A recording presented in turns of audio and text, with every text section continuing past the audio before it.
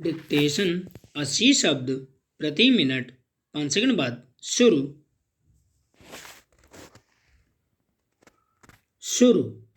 5 साल पहले वर्ष 2015 में पेरिस जलवायु परिवर्तन सम्मेलन में उल्लेखनीय पहल करते हुए भारत ने सूर्यपुत्र 100 देशों का एक सौर गठबंधन बनाने की घोषणा की थी।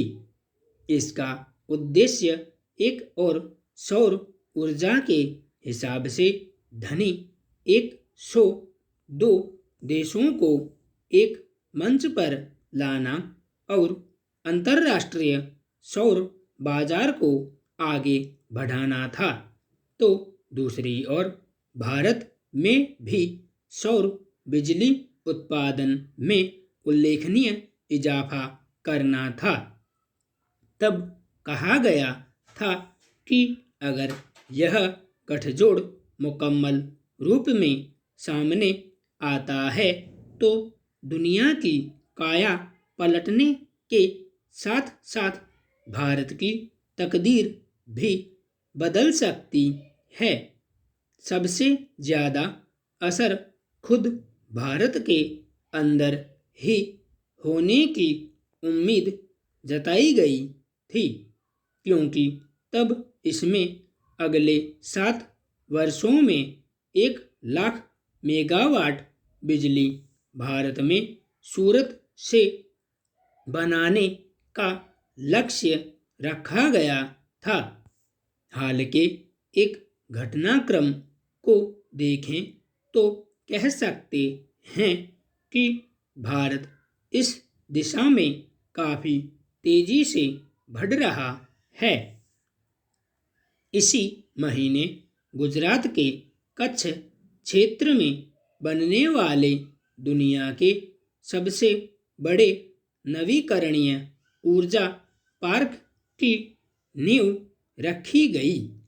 भारत पाकिस्तान सीमा के पास भुज से 72 किलोमीटर उत्तर की ओर खावड़ा में पूरी तरह से बंजर जमीन पर बनने वाला यह सौर ऊर्जा पार्क 72,000 से अधिक हेक्टेयर जमीन पर फैला होगा।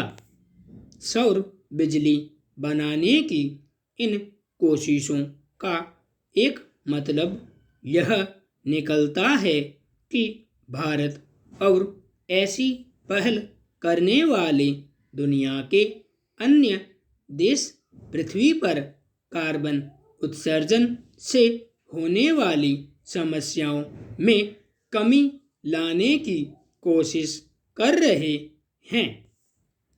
ऊर्जा के लिए सूरज पर निर्भरता की कई वजहें हैं।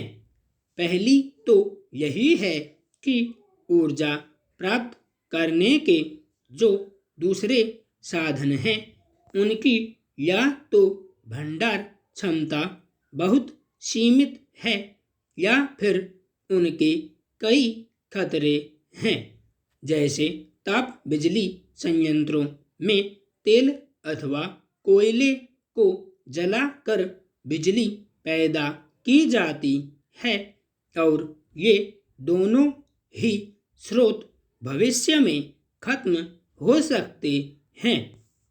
इसके अलावा इनसे कार्बन डाइऑक्साइड आदि ग्रीन हाउस गैसों का उत्सर्जन होता है, जिससे वैश्विक तापमान बढ़ने जैसी समस्याएं उठ खड़ी हुई हैं। इसके बाद पानी से विशालकाय टरबाइन चलाकर जो जल विद्युत परियोजनाएं चलाई जा रही हैं उनकी भी अपनी सीमाएं हैं। जरूरत बढ़ने पर उनके लिए बांधों का आकार बढ़ाया जा रहा है, लेकिन भूकंप में उनके ढहने और प्रलय जैसे हालात बन जाने का खतरा हमेशा खड़ा रहता है। साथ ही इन बड़े बांधों में जमा गाद से भारी मात्रा में मीथेन गैस निकलती है, जो ग्रीन हाउस गैसों की मात्रा बढ़ाती है।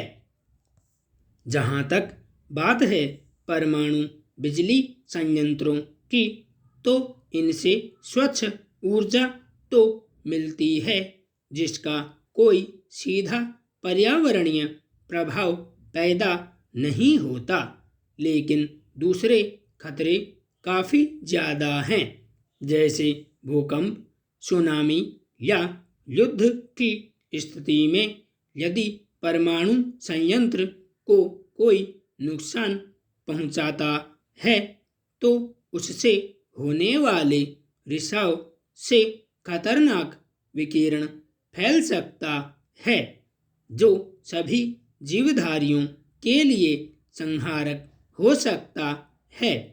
इसके अलावा परमाणु संयंत्रों से निकलने वाले कचरे के सुरक्षित निपटान की समस्या भी पैदा होती है।